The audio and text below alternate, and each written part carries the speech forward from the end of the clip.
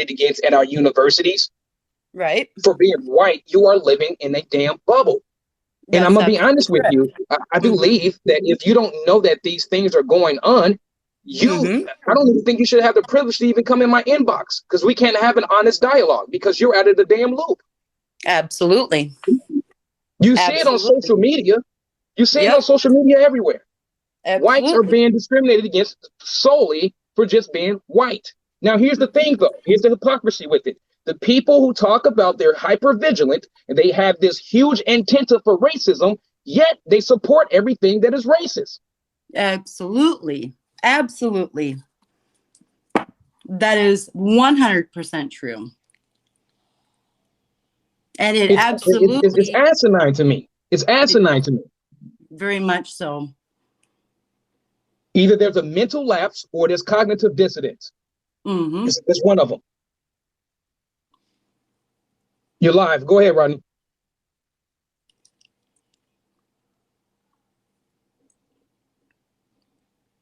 Rodney, are you there?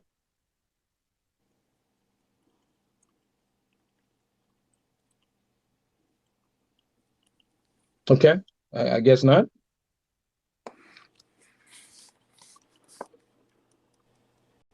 And see, the thing is, the truth. The truth is this, Melissa. The truth has nothing to do with your race. Facts has nothing to do with your race. Human decency has nothing to do with your race. Ethics has nothing to do with your race. Scruples has nothing to do with your race. Intelligence and etc. All of those things are transcendent. Absolutely. And it's like, can we seriously get to a point where we can start telling the truth? If you think I'm ignorant, come in my inbox so I can eviscerate your ass. Back up what you're talking in your text. Absolutely.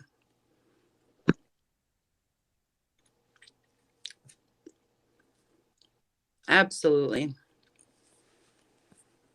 It really disturbs how it's projected just to appease their opinion.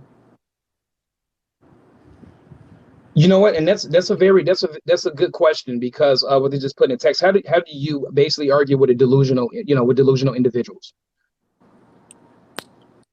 It's a fair argument. What's going on, Trump? What's up, cuz? How you doing? Man, I'm good, man. How you doing, man? Doing good. Man, I ain't want to take the platform, man, and I ain't realized my camera was off, so people can't see me. But anyway, man, for all the people in the comments talking about you wrong, man, you are 100% right. And the reason why you wrong is because they don't want to accept the reality. And it's their fault for not accepting the reality, not ours. Like, people, like you said, people complain about all this racism, but support nothing but racism. Like Kanye said it best. For all the shit that black people need, or you need to be accepted in the black culture, all that shit was not even created by black people. So who created the black culture? And that's real shit. See, like, anytime it doesn't fit, somebody's narrative or their beliefs, they don't want to agree with it. And that's the problem. Like, people gotta learn that opinions and beliefs have gotten us no fucking where. As the American people, it hasn't gotten us nowhere but divided. Like, all they want is divide. I'm seeing people in the comments. I think his name was like Giordano or something like that. He was talking about he fed up with capitalism. He's not even fed up with capitalism. He's fed up with communism. And that's the thing. A lot of people were supporting shit that is the total opposite of like they love capitalism. Everybody in America loves capitalism, but the media and liberal education has indoctrinated them to think that capitalism is communism and communism is capitalism. So true on that. God, just like racism.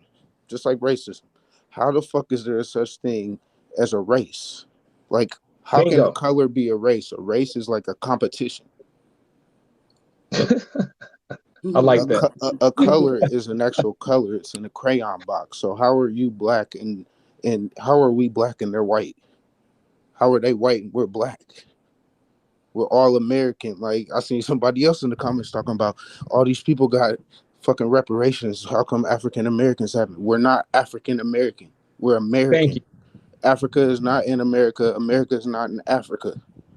Yeah, and the only reason why I said that was based off of the fact that he was saying, you tell me when a person has actually demanded that you take responsibility for your ancestors owning slaves or whatever, right? It's the dumbest shit ever. You're doing it when it happens when people are demanding those reparations. That's taking responsibility. So right there, right off the bat, I can show you where it's at. It's the dumbest shit ever. Like, they lied to us all. We were all slaves.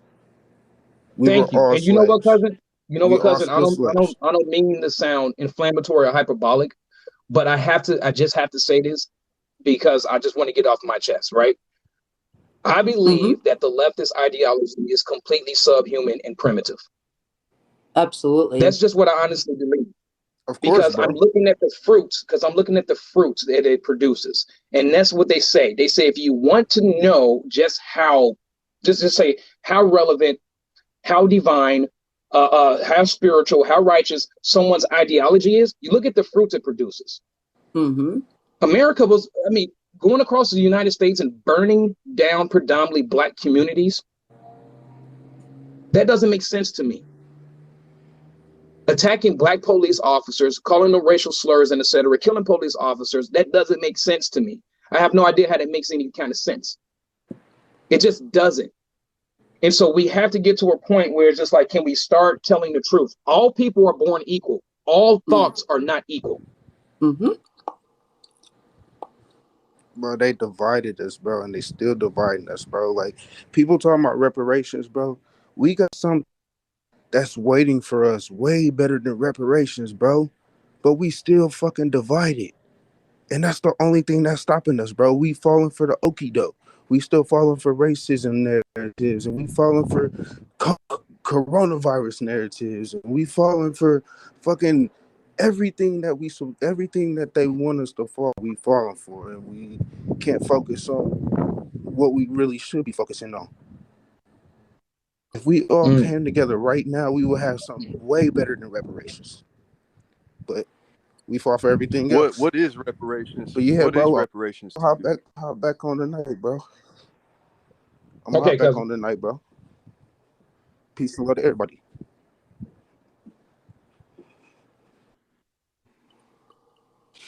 Sharon, go ahead. Is this a conservative space? For one, right? I don't believe in safe spaces. I'm not a soy boy, right? So this is open discussion. That wasn't a joke, but yeah, I appreciate it. I wasn't laughing at you guys. I swear something just came on. It was not you guys. My sister just messaged me.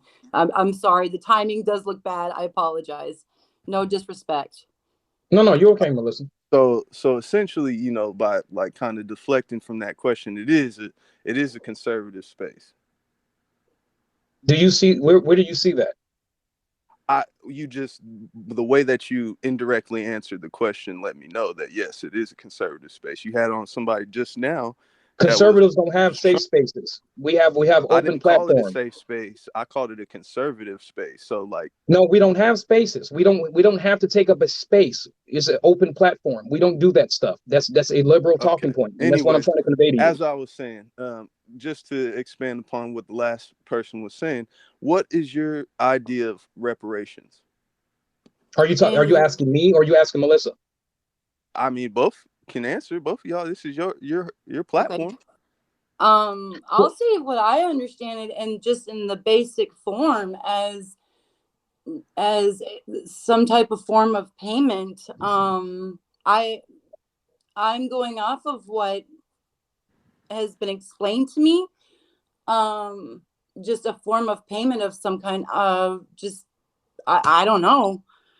In all honesty, I have no idea on what they would consider to be I thought it was a payment of some kind. Here, you know what, Melissa? Let's just cut straight to the chase because I hate beating around the bush. Like, what's your interpretation of reparations? Mm-hmm. What, Sharon? What do you think about reparations?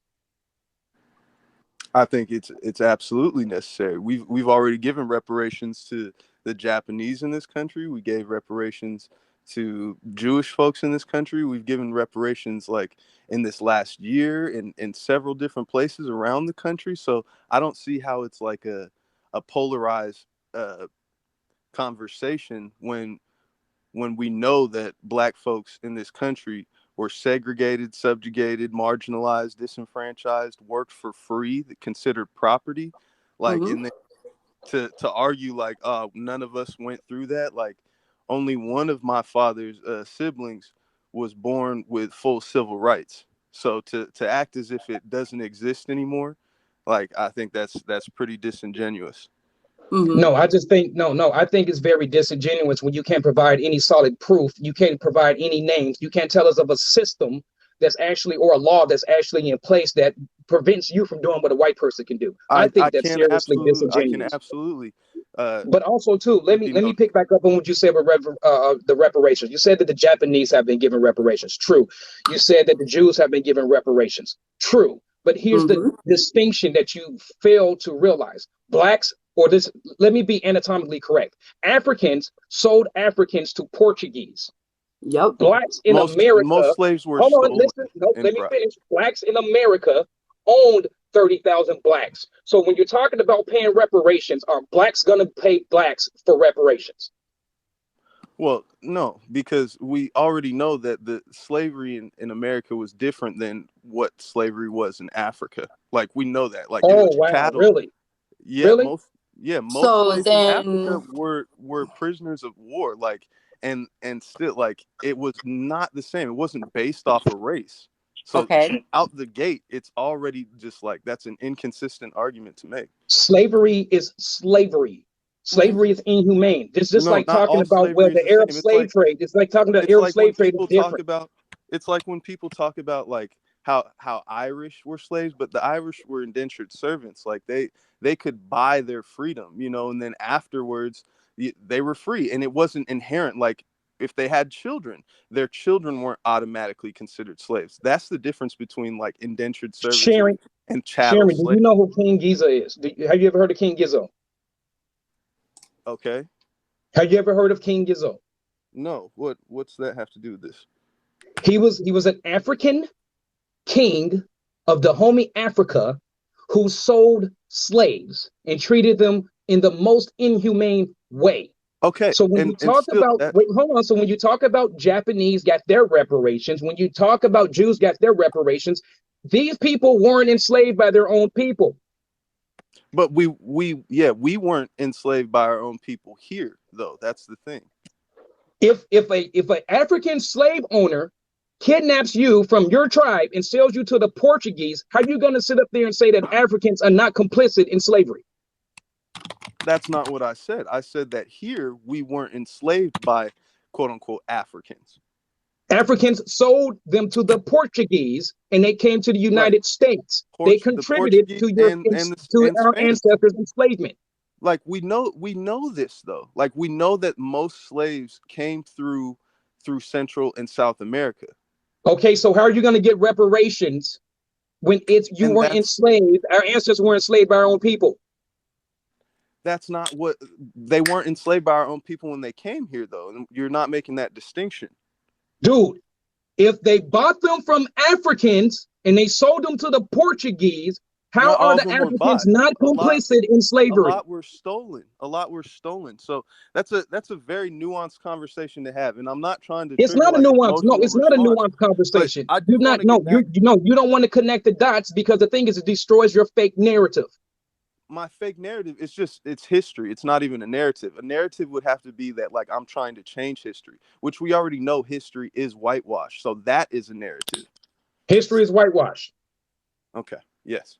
And moving on to another point that you had made is if I can point out a specific law, and I think that another qualification to that is that we have to identify implicit laws versus explicit laws. Like, we can say that all laws apply to everyone, but there are implicit laws. Like, it is illegal to sleep under a bridge. Now, yes, that applies to everyone, but who's affected by that? Obviously, people without homes. Yeah. So it's an implicit law. It's a law set up against folks in poverty and that are houseless. That's an implicit law. Another implicit law, which would imply that systemic racism, is that 5 grams of crack carries a 5-year minimum sentence, and 500 and who passed that 94 crime bill? Hold on. Can I finish? And then 500 grams of powdered cocaine it's a mandatory 5-year minimum sentence. So just right there, that's an implicit law. We know who crack has disproportionately affected. We know where it comes from and how it was implemented in, like, strategically into societies, and there's no difference in the chemical, like in those chemicals between crack and coke. So we know that's an implicit law. And then going further to say, like, even just to represent the systemic aspect of racism, like, we have empirical data that backs it up, is that Black folks with a degree, compared to their white counterparts, are twice as likely to be unemployed. So it's not a cultural thing. It is a systemic Where's that? Where'd you get that stat from? I got it from a study. I can look it up real quick for you. Because here's what you're not connecting, right? And I'm not mentally lethargic, nor am I easily beguiled, right? Here's the crazy thing. You refer to systematic or systemic racism yet again. Now, here's with me, right? Let me just tell you this. I am 100% conservative for the very reason for what you just said, okay? You refer to systematic racism. Right. I asked you, who do you think passed the 94 crime bill? We know it's systemic is like both sides, though. Wait, hold on. No, don't say systemic is both sides, because Republicans never passed any racist. Republicans never passed any racist legislation. Yes, Democrats and Republicans both. Who started the war on drugs?